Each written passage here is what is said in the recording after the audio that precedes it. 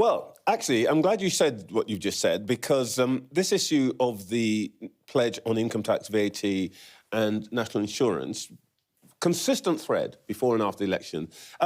One thing that's actually not absolutely clear in my mind, and clear it up for me, is that pledge good for the whole of this Parliament?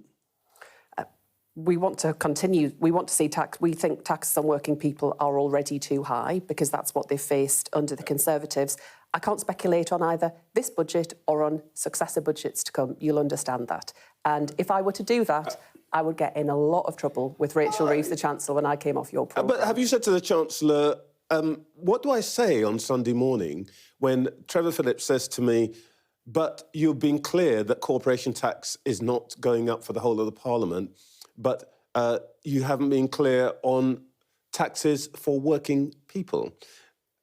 Well, we have been clear on that. I've just set out our position on that. No, but you haven't. But where it comes to businesses... You've just told me you can't speculate on what happens in the next budget. Well, I can tell you what was in our manifesto. Or not? It was in our manifesto and we hold to it.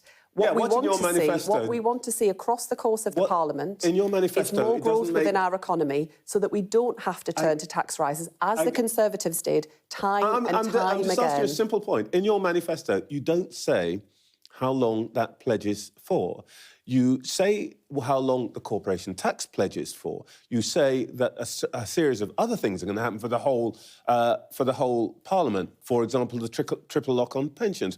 But you don't say how long this pledge, no VAT, no rise of VAT, income tax or national insurance, is for. And I'm simply asking you, can you tell me, is this a pledge for the whole Parliament or not? I can't set out to you all of what's going to be in the budget on Wednesday, let alone what comes in years to follow. I'm not asking you that. But what I can say to you is this is a one-year budget, and then we go into a multi-year spending review where wider questions can be considered. For example, how we invest in the long-term infrastructure of our country. This is about fixing the mess that we've inherited, stabilising the economy and investing in schools and hospitals. All you needed to do in the manifesto, and all the Chancellor needed to do in the many times she has said the sentence, there will be no rises in income tax, VAT or national insurance, is add the words during this Parliament, as she has done on all the other pledges, or many of the other pledges she's made.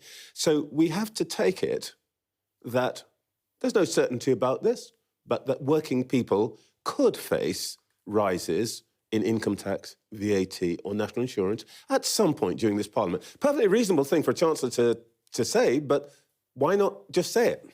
You don't have to take it. You'll have to wait until Wednesday. I mean, we can keep going around this, Luke, but, you know, tax matters are for the Chancellor. What I can be absolutely clear about to you is that we don't want to see working people facing tax rises like this or under the Conservatives. Nobody wants to see anybody. And that's why growth is so important. Because if we get our economy growing, we can make different decisions about investing in public services and supporting working people.